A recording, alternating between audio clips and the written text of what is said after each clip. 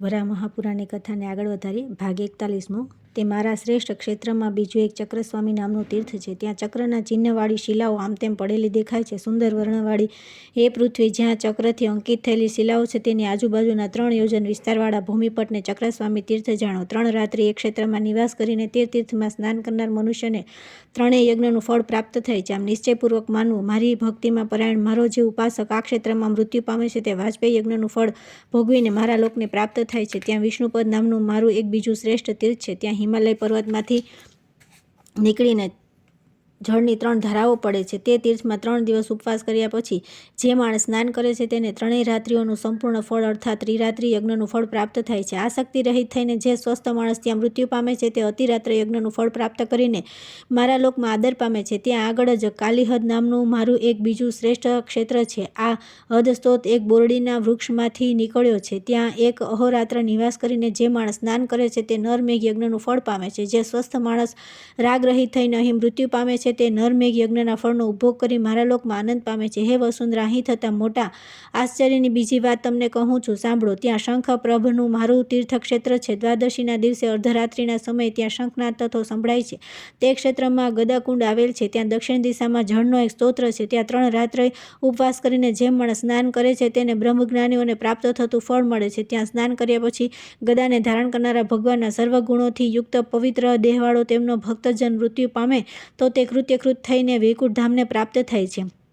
મારું એક બીજું તીર્થક્ષેત્ર છે, તેનું નામ અગરીપ્રભ છે। તેને ઈશાન કોણમાં હિમાલય પર્વતમાંથી એક જળધારા પડે છે। જે માણસ 4 દિવસ ત્યાં નિવાસ કરીને સ્નાન કરે છે તેને અગ્નિષ્ટોમ યજ્ઞનું 5 ગણું ફળ મળે છે। મારી ઉપાસનામાં તત્પર રહી જે માણસ ત્યાં મૃત્યુ પામે છે તે અગ્નિષ્ટોમનું ફળ પ્રાપ્ત કરીને મારા લોકને પ્રાપ્ત થાય છે। મહાભાગ્યશાળી હે પૃથ્વી, ત્યાં થતી એક આશ્ચર્યકારક ઘટના તમને કહું છું, તે તમે સાંભળો। એ અગ્નિપ્રભ નામના તીર્થનું જળ હેમંત ઋતુમાં ગરમ હોય છે અને ગ્રીષ્મ ઋતુમાં ઠંડુ હોય છે। ત્યાં જ સર્વાયુધ નામનું મારું બીજું એક શ્રેષ્ઠ તીર્થ છે। ત્યાં હિમાલય પર્વતમાંથી નીકળીને જળની 7 ધારાઓ પડે છે। 7 દિવસ ત્યાં રહીને જે માણસ એ તીર્થમાં સ્નાન કરે છે તે હે સુશ્રોણી સર્વ આયુધો વાપરવાની કળાઓને જાણનારો રાજા થાય છે। મારી ભક્તિમાં તત્પર રહેનારો જે માણસ ત્યાં મરણ પામે છે તે રાજ્યના સુખ ભોગવીને મારા ધામમાં જાય છે। ત્યાં જ દેવપ્રભ નામનો એક પવિત્ર તીર્થ છે। હિમાલય પર્વતમાંથી નીકળીને જળની 5 મોટી ધારાઓ ત્યાં આગળ પડે છે। એક દિવસ ત્યાં નિવાસ કરી જે માણસ એ તીર્થમાં સ્નાન કરે છે તે 4 વેદોનો પરગામી થાય છે અને એ વિશે સંશય નથી। લોભ અને મોહથી રહિત થઈને જે માણસ અહીં મરણ પામે છે તે મારા ધામમાં પૂજાય છે। બીજું એક વિદ્યાધર નામનું પવિત્ર તીર્થ છે। હિમાલય પર્વતમાંથી જળની 5 ધારાઓ નીકળીને આ તીર્થમાં પડે છે। એક રાત્રિ અહીં નિવાસ કરીને જે માણસ આ તીર્થમાં સ્નાન કરે છે તે કૃતકૃત્ય થઈને વિદ્યાધર લોકમાં જાય છે, એમાં સંશય નથી। જે માણસ વિતરાગ થઈને શાંતિપૂર્વક અહીં મરણ પામે છે તે વિદ્યાધરોને પ્રાપ્ત થતા ભોગો ભોગવીને મારા ધામને પ્રાપ્ત થાય છે। ત્યાં મારા પવિત્ર ક્ષેત્રમાં પુણ્ય નદી નામનું એક તીર્થ છે। તેની આજુબાજુ પર્વતો આવેલા છે। એ તીર્થ લતા કુંજોથી વ્યાપ્ત છે અને ગંધર્વોથી તથા અપ્સરાઓથી સેવાયેલું છે। ત્યાં 8 દિવસ નિવાસ કરીને જે માણસ એ તીર્થમાં સ્નાન કરે છે તે અભીષ્ટ ગતિ પ્રાપ્ત કરી 7 દ્વીપોમાં વિહાર કરે છે। મારો જે ઉપાસક તે તીર્થમાં મૃત્યુ પામે છે તે 7 દ્વીપોના સુખ ભોગવ્યા પછી વૈકુંઠ ધામમાં જાય છે। મારા તે જ ક્ષેત્રમાં બીજું એક તીર્થ છે જે ગંધર્વ તીર્થ નામથી વિખ્યાત છે। તેની પશ્ચિમ દિશામાં હિમાલય પર્વતમાંથી જળની એક ધારા પડે છે। 4 રાત્રિ ત્યાં નિવાસ કરી જે માણસ એ તીર્થમાં સ્નાન કરે છે તે લોકપાલોના લોકમાં નિવાસ કરીને પોતાની ઈચ્છા પ્રમાણેની ગતિ પામે છે। મારી આરાધના કરનારો જે માણસ એક ક્ષેત્રમાં મરણ પામે છે તે લોકપાલોના લોકોને ઓળંગી મારા ધામને પ્રાપ્ત થાય છે। હે વસુંધરા, તે ક્ષેત્રમાં દેવહદ નામનું એક તીર્થ આવેલું છે જ્યાં બલિના યજ્ઞનો ધ્વંસ થવાથી તમે મને પ્રાપ્ત થયા છો અને મારા પ્રિય બન્યા છો। તે દેવહદ સરોવર અત્યંત શ્રેષ્ઠ, અગાધ, સુંદર અને સુખ આપનાર શીતળ જળથી પૂર્ણ છે।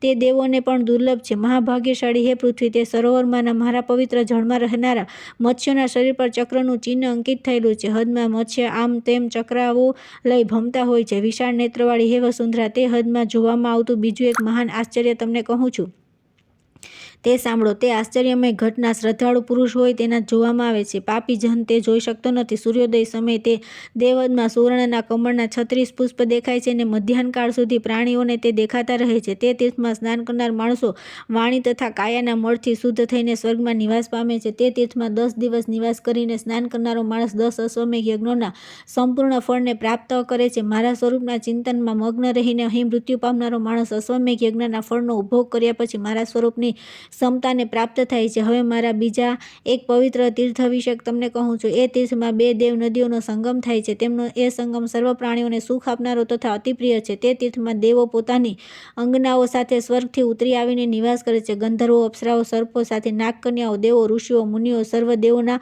અગ્રણીઓ, સિદ્ધો, કિન્નરો સ્વર્ગથી તે તીર્થમાં ઉતરી આવે છે. નેપાળમાં આવેલું સર્વ પ્રાણીઓને સુખ આપનારું ભગવાન શિવનું સ્થાન પાશુપત નામથી વિખ્યાત છે. તે સ્થાનથી ભગવાન શંકર તે તીર્થમાં આવે છે અને અન્ય દેવોના જે સ્થાન છે તે સ્થાન પરથી દેવો તીર્થમાં આવીને નિવાસ કરે છે. કૈલાસમાં નિવાસ કરનારા નીલકંઠ ભગવાન મહાદેવના જટાજૂટમાંથી નીકળેલી નદીને શ્વેત ગંગા કહે છે. તેની સાથે બીજી અનેક નદીઓ દ્રશ્ય અને અદ્રશ્ય રૂપે મળીને ત્યાં રહેલી છે. કૃષ્ણના શરીરમાંથી પ્રગટ થયેલી કૃષ્ણા નદી સાથે ગંડકી નદીનો સંયોગ થયેલો છે. તેમની સાથેના સંગમવાળી તે શિવના શરીરમાંથી ઉદ્ભવ પામેલી નદી ત્રિશૂળ ગંગા કહેવાય છે. તે મહાનદી પણ એ તીર્થમાં આવેલી છે. આ પ્રમાણે સર્વ નદીઓના સમાગમવાળું તે તીર્થોનો સમુદાય છે. હે વસુધા, મારું તે પુણ્યક્ષેત્ર અતિ પવિત્ર હોવાનું કહ્યું છે. તે દેવોને પણ દુર્લભ છે એમ તમારે જાણવું. ત્યાં પુણ્યોની વૃદ્ધિ કરનાર સિદ્ધાશ્રમો આવેલા છે. ત્યાં શંભુનું તપોવન છે. એ સર્વ આશ્રમોમાં શ્રેષ્ઠ છે. એ આશ્રમ નાના પ્રકારના પુષ્પો અને ફળથી તેમજ કદલી ખંડથી સુશોભિત છે. શંભુનું તે તપોવન નિચુલ, પૂનાંગ અને કેસરથી શોભાયમાન છે. તે તપોવનમાં ખજૂર, અશોક, બકુલ, આંબો, પ્રિયાલક, નાળિયેર, સોપારી, ચંપક, જાંબુ, ધવ, નારંગી, બોર, લીંબુ, બીજોરું, કેતકી, મલ્લિકા, જાય, જુઈ, કુઈ, કુદ, કુર્બક, નાગ, કુટજ અને દાડમ આદિના પુષ્પ તથા ફળ શોભી રહ્યા છે. તે તપોવનમાં દેવયુગલો આવીને ક્રીડા કરે છે. તે પવિત્ર હદ તીર્થમાં તે સ્થળે 2 પવિત્ર નદીઓનો સંગમ થાય છે. ત્યાં સ્નાન કરવાથી મનુષ્યને 100 અશ્વમેઘ યજ્ઞનું ફળ મળે છે. વૈશાખ માસમાં તે તીર્થમાં સ્નાન કરવાથી 1000 ગાયોનું દાન કર્યાનું ફળ મળે છે. માઘ માસમાં ત્યાં સ્નાન કરવાથી પ્રયાગ સ્નાનનું ફળ મળે છે. તુલા રાશિમાં સૂર્ય ભ્રમણ કરતો હોય ત્યારે કાર્તિક માસમાં તુલા સંક્રાંતિના વખતે તે તીર્થમાં સ્નાન કરવાથી તે અવશ્ય મુક્તિ પામે છે. એ વિશે સંશય નથી. નિયમ પ્રમાણે તે તીર્થમાં જે માણસ મિતાહારપૂર્વક 3 રાત્રિ નિવાસ કરે છે તેને રાજસૂય યજ્ઞનું ફળ મળે છે અને સ્વર્ગમાં દેવતાઓને મળતા સુખનો અનુભવ કરે છે. આ તીર્થમાં યજ્ઞ, તપ અથવા દાન, શ્રાદ્ધ કે ઈષ્ટનું પૂજન આદિ જે કંઈ પણ કર્મ કરવામાં આવે છે તેનું અનંત ફળ તે કરનારને પ્રાપ્ત થાય છે. હે ભૂમે, તે માણસના સર્વ અપરાધ હું ક્ષમા કરું છું.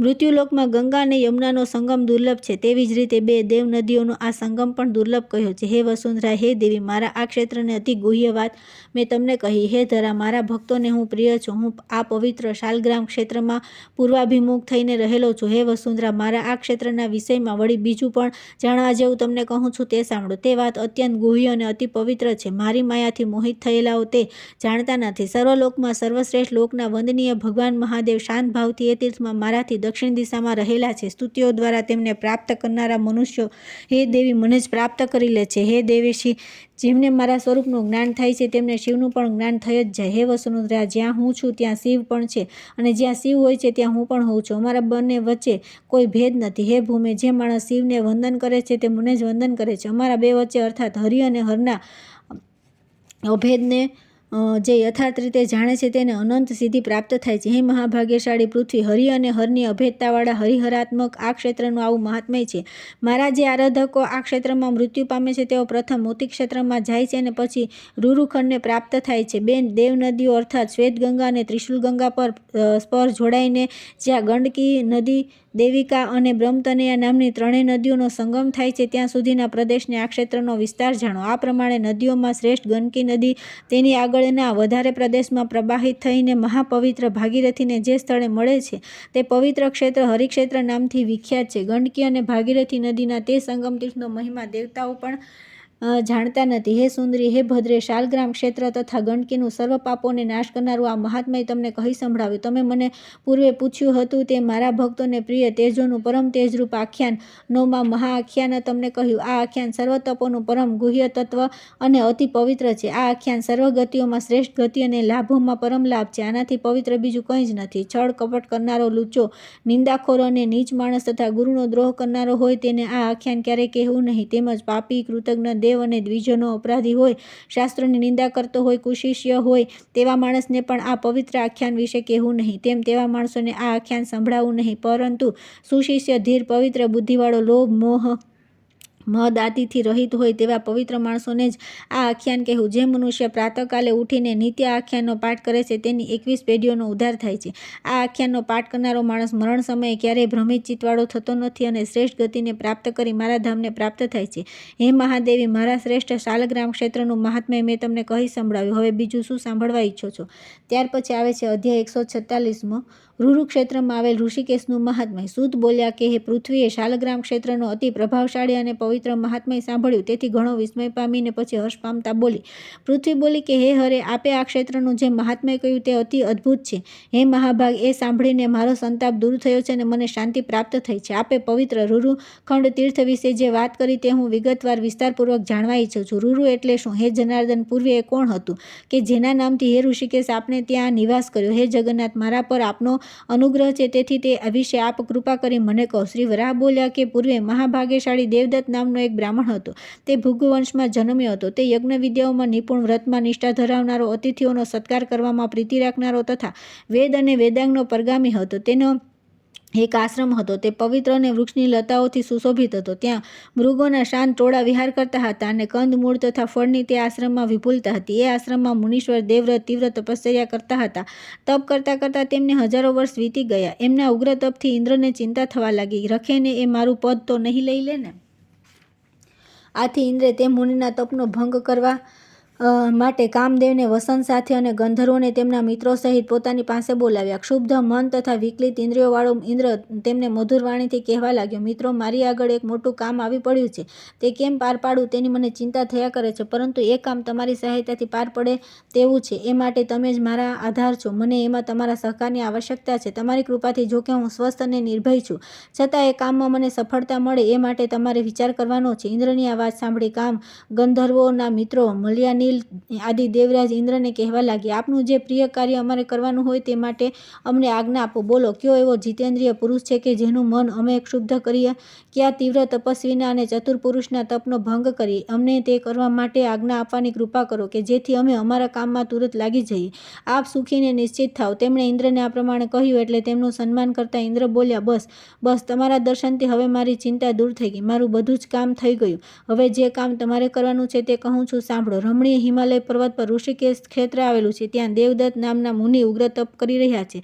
તે મારું ઇન્દ્રપદ લઈ લેવા ચાહે છે, માટે તેને તપ કરતા અટકાવો, તેના તપનો ભંગ કરો. ઇન્દ્રે તેમને આ પ્રમાણે કહ્યું એટલે તેની આજ્ઞા લઈને કામદેવની આગેવાનીમાં તેઓ વસંત અને મલયાલિની સાથે લઈને તે મુનિ તપ કરતા હતા તે સ્થળે જવા માટે ઝપાટાબંધ ચાલી નીકળ્યા. તે પછી ઇન્દ્રે પ્રમલોચલા નામની એક અપ્સરાને બોલાવી અને તેની પ્રશંસા કરી પ્રેમ અને માનપૂર્વક તેને કહ્યું કે હે કલ્યાણકારી દેવી, તમે મૃત્યુલોકમાં ઋષિકેશ ક્ષેત્રની સમીપમાં આવેલા દેવદત્ત મુનિના આશ્રમમાં જાઓ અને તેમના પર વિજય મેળવો. તમે તમારા સુંદર હાવભાવથી તેમને મુગ્ધ કરી તમારા વશમાં કરો. તમારા પર મને અનુપમ પ્રીતિ છે અને તમે હંમેશા મારું કામ કરતા રહ્યા છો. જાઓ, હવે તમારું કામ કરો, તમારું કલ્યાણ થાવ. ઇન્દ્રની આજ્ઞા લઈને પ્રમલોચલા દેવદત્ત મુનિના આશ્રમે ગઈ. એ આશ્રમની સમીપમાં એક રમણીય ઉપવન આવેલું છે. તે અનેક પ્રકારના વૃક્ષો તથા લતા કુંજોથી વ્યાપ્ત છે. ત્યાં કોયલનો સમુદાય મધુર આલાપ કરી રહ્યો છે. ત્યાં આવેલા નિર્મળ જલાશયમાં કમળના પુષ્પો ખીલી રહ્યા છે. મુનિના આશ્રમ પાસે આવેલા ઉપવનમાં તથા જળાશયમાં નિવાસ કરનારા પ્રાણીઓએ મુનિના પ્રભાવથી ક્રૂર ભાવનો ત્યાગ કર્યો છે.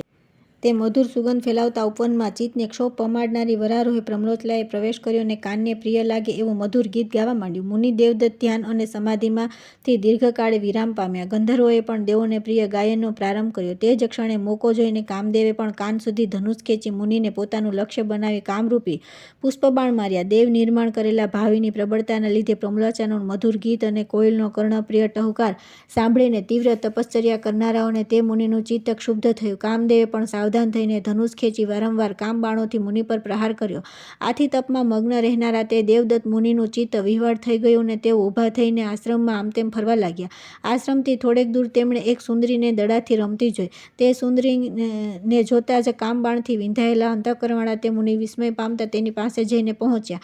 હરણના નેત્ર જેવા ચપ્પળ ને સુંદર નેત્રવાળી પ્રમલોચાએ પણ દેવદત્ત મુનિને જોયા અને પોતાના વસ્ત્ર વ્યવસ્થિત કરતી સહસા લજ્જા પામતી પોતાના અંગો ઢાંકવા લાગી. મુનિ તરફ જોઈને નેત્રોથી તેમને કટાક્ષ કરતી ચંચળ નેત્રવાળી તે ચપલા હાથથી દડો ઉછાળવા લાગી. પુષ્પથી શોભતો તેનો અંબોડો છૂટી ગયો અને પુષ્પ વેરાઈ ગયા. અનેક પ્રકારના લલિત હાવભાવોથી તેણે તે મુનિનું મન હરી લીધું. એ જ સમયે તે ચપલાની જમણી બાજુએ વાતા પવનથી તેના અંગ પરનું વસ્ત્ર ઉડી ગયું. કટી વસ્ત્રની ગાંઠ ઢીલી પડી ગઈ ને કંચુકીના બંધ શિથિલ થઈ ગયા. વળી ફરીથી મુનિનું અંતઃકરણ કામદેવના પુષ્પબાણથી ઘવાયું.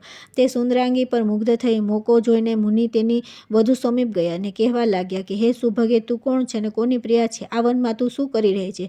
સુંદર સાથળવાળી, શું તું મારા જેવા મૃગોને શોધી રહી છે અને તેમને મારા બાહુપાસમાં જકડી બાંધી લઈ જવા ઈચ્છે તે? તારે અમારું શું કરવું છે? અમે દરેક રીતે તારા આધીન છીએ. સર્વ રીતે નિત્ય તારા વશમાં રહેલા અમારી પાસે તું જે કામ કરાવીશ તે અમે કરીશું. અમે સદા તારા વશમાં છીએ. દેવદત્ત મુનિની આ વાત સાંભળીને તે સુંદરી હસવા લાગી. તે હસી એટલે મુનિએ જમણા હાથે તેને પકડી આલિંગન આપ્યું અને તેને પોતાની વધુ નજીકમાં લઈ તેના પર મુગ્ધ થયેલા તેઓ તેની સાથે રમણ કરવા લાગ્યા. વળી તપના પ્રભાવને હીન બનાવી દેનારા મનગમતા ભોગો ઉત્સાહપૂર્વક દિન રાત ભોગવવા લાગ્યા. આ પ્રમાણે ઘણા દિવસ સુધી પોતાની મરજી ફાવે તેમ તેની સાથે રમણ કર્યા પછી ઓચિંતા ઊંઘમાંથી ઉઠ્યા હોય તેમ તેમના મનમાં વિવેક બુદ્ધિ જાગ્રત થઈ. તેઓ પોતાના કાર્યથી ભારે ખેદ પામ્યા અને વિચાર કરવા લાગ્યા કે અરે રે, મને આ શું સૂચ્યું? હે ભગવાન, હું આ માયાથી અત્યંત મૂઢ બની ગયો. માયાના આ ખેલને જાણતો હોવા છતાં દેવની પ્રબળતાના લીધે હું તપથી ભ્રષ્ટ થયો. સ્ત્રી અગ્નિકુંડ સમાન છે અને પુરુષ ઘત કુંભ અર્થાત ઘીના ઘડા જેવો છે. આવું તો મૂર્ખ માણસો બોલતા હોય છે. વિચાર કરતા આ વચનમાં ઘણું અંતર છે, કારણ કે ઘડામાંનું ઘી તો અગ્નિના સંયોગથી જ દ્રવિત થાય છે. અગ્નિના દર્શન માત્રથી એ પીગળવા માંડતું નથી. જ્યારે સ્ત્રીથી મોહિત થયેલો પુરુષ તો તેને કેવળ જોવાથી દ્રવિત થવા માંડે છે. અરે ભાઈ, પુરુષ પોતે જ અચિતેન્દ્રિય હોય, ઇન્દ્રિયો એના વશમાં ન હોય, ત્યારે સ્ત્રીનો શો દોષ? આમાં સ્ત્રીનો કોઈ અપરાધ નથી. આવો વિચાર કરી પશ્ચાતાપથી સંતપ્ત અંતઃકરણવાળા દેવને આધીન થયેલા તે મુનિ પ્રમ્લોચના નામની તે સુરાંગનાનો ત્યાગ કરી વળી મનમાં વિચાર કરવા લાગ્યા કે આ સ્થળમાં ઘણો ઉપદ્રવ થાય છે ને આ સ્થળ મારા તપનો ભંગ કરે છે. તેથી હું આ સ્થાનને છોડીને બીજે કોઈ ઠેકાણે ચાલ્યો જાઉં. ત્યાં જઈને એકાગ્ર ચિત્તથી તપ કરીશ અને મારા શરીરને સૂકવી નાખીશ. એમ નક્કી કરીને તેઓ ભૃગુના આશ્રમ તરફ ચાલ્યા. ગંડકીના સંગમમાં તેમણે સ્નાન કર્યું અને પિતૃઓ તથા દેવોનું તર્પણ કર્યું. ત્યાં ભગવાન વિષ્ણુ અને શંકરનું સારી પેઠે પૂજન કર્યા પછી તપ કર્યા ક્યાં કરવું તે માટેના યોગ્ય સ્થાનનો વિચાર કરવા લાગ્યા. ઉત્તર દિશામાં તેમણે ભૃગુનો રમણીય આશ્રમ જોયો. તેઓ ધીરે ધીરે ત્યાં ગયા. તે ગંડકીના પૂર્વ ભાગમાં આવેલા છે. એકાંતમાં આવેલું તે નિર્જન સ્થાન અતિ પવિત્ર છે. ગંડકીના કિનારા પર આવેલા શાંતિપ્રદ તે સ્થાનને તેમણે તપોભૂમિ માટે નક્કી કર્યું. ભૃગુ શિખર પર જઈ તેમણે શંકરની આરાધના રૂપ તપ કરવા માંડ્યું. શિવના દર્શન કરવાની લાલસાથી તેમણે ઘોર તપ કર્યું. ઘણા સમય પછી ભગવાન શંકર તે દેવદત્ત મુનિના તપથી પ્રસન્ન થયા. વ્યક્ત અને અવ્યક્ત પ્રકૃતિમાં સ્થૂળ અને સૂક્ષ્મમાં તે નિરાકાર ભગવાન સદા લિંગ રૂપે રહેલા છે. ભગવાન શંકરનું તે સ્થળે પ્રગટ થયેલું લિંગ જળની ત્રાસી ધારાઓથી યુક્ત છે. ભગવાનના દર્શન શાંતિ આપે છે. મુનિ દેવદત્તની તપશ્ચર્યાથી પ્રસન્ન થયેલા ભગવાન શંકરે મુનિને સાક્ષાત દર્શન આપતા કહ્યું કે હે મુનિ, હું પ્રત્યક્ષ થયો છું. મારા દર્શન કરો. મને જ તમે વિષ્ણુ જાણો. અમારા બંનેમાં કોઈ અંતર જોશો નહીં. હરિ અને હરમાં કોઈ ભેદ નથી. પૂર્વે તમે અમારા બેમાં ભેદ બુદ્ધિ રાખી હતી, તેથી તમને વિઘ્ન પ્રાપ્ત થયું અને તમારા પવિત્ર તપનો ભંગ થયો.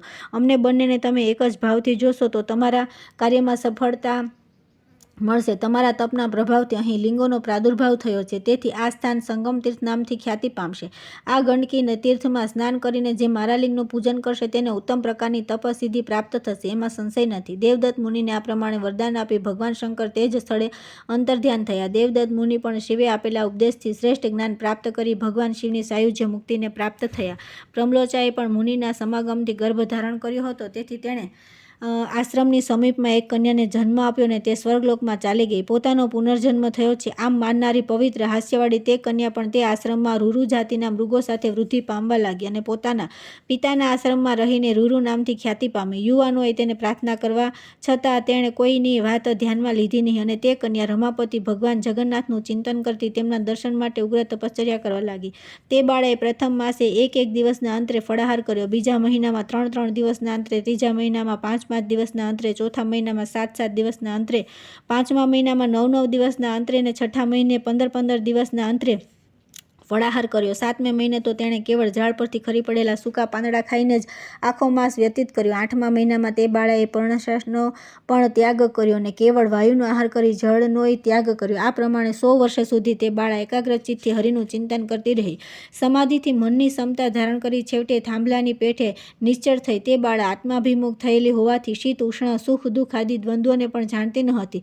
તપની પરાકાષ્ઠાએ પહોંચ્યા પછી તે બાળાએ પ્રકાશના પુંજને ફેલાવતી કાંતિ ધારણ કરી। હે વસુંધરા, તે બાળાનું તેજ સર્વત્ર વ્યાપ્ત થયેલું હતું, તેથી હું વિસ્મય પામ્યો અને તેને દર્શન આપવા માટે પ્રત્યક્ષ થયો। તે તપસ્વીની બાળાએ સર્વ ઇન્દ્રિયોને વશમાં કરી હતી ને તે અંતર્મુખ થયેલી હોવાથી બહારનું કંઈ જોતી ન હતી। આથી હે વસુધા, મેં તેની ઇન્દ્રિયોમાં પ્રવેશ કર્યો અને તેમને મારા વશમાં કરી તેના અંતઃકરણમાંથી હું બહાર નીકળી આવ્યો। આથી હે દેવી, તેના નેત્રો ખુલી જવાથી તેની સમક્ષ હું પ્રત્યક્ષ થયો। તે બાળાની ઇન્દ્રિયોમાં પ્રવેશ કરીને મેં તેમને મારા વશમાં લીધી ને હું તેને પ્રત્યક્ષ થયો। તેથી આ તીર્થ ઋષિકેશ નામથી પ્રસિદ્ધ થયું ને ઋષિકેશ નામથી જ આ તીર્થમાં નિવાસ કરી રહેલો છું। તે બાળાએ તેના અંતઃકરણમાં મને જોયો નહીં, ત્યારે તેણે પોતાના નેત્રો ખોલ્યા અને તેના અંતઃકરણની બહાર મને પ્રત્યક્ષ થયેલો જોયો। મારા દર્શન તેને થયા, તેથી તેણે હાથની અંજલિ બનાવી મને પ્રણામ કર્યા। તેનો અવાજ ગદગદિત થવાથી કંઠ રૂંધાઈ ગયો, આંખો અશ્રુથી ભીની થઈ, કંદમ પુષ્પની ખીલતી કળી જેવા તેના શરીરે રોમાંચ થયો। તેની આવી સ્થિતિ જોઈને તે અંગનાને મેં કહ્યું કે વિશાળ નેત્રવાળી હે બાળા, હું તારા તપથી પ્રસન્ન થયો છું।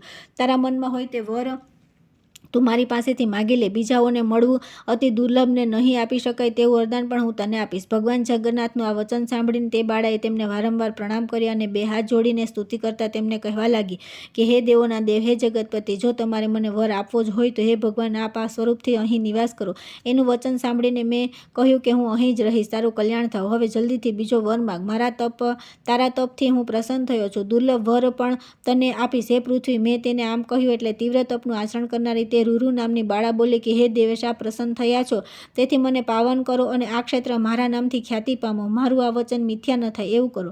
હે પૃથ્વી દેવી, તેણે મારી પાસે આ વરદાન માગ્યું એટલે મેં તેને કહ્યું કે આ તારો દેહ પરમ પવિત્ર તીર્થરૂપ થાવો, આ ક્ષેત્ર તારા નામથી વિખ્યાત થશે। 3 દિવસ ઉપવાસ કર્યા પછી જે માણસ તારા આ તીર્થમાં સ્નાન કરી મારા દર્શન કરશે તે મારા વચનથી પવિત્ર થઈ જશે, આ વિશે સંશય નથી। તેના બ્રહ્મહત્યા આદિ પાપ તથા જાણે અજાણે થયેલા કે કરેલા પાપ પણ શીઘ્ર નાશ પામી જશે, એમાં સંદેહ નથી। આ પ્રમાણે તેને વર આપીને હું ત્યાં જ અંતર્ધ્યાન થયો। સમય જતાં તે બાળા પણ ત્યાં તીર્થરૂપ થઈ। હે દેવી, રૂરુ ક્ષેત્રનું આ ઉત્તમ મહાત્મય મેં તમને કહી સંભળાવ્યું। મારા રૂરુ ક્ષેત્રની આ ઉત્પત્તિ અત્યંત ગુહ્ય છે।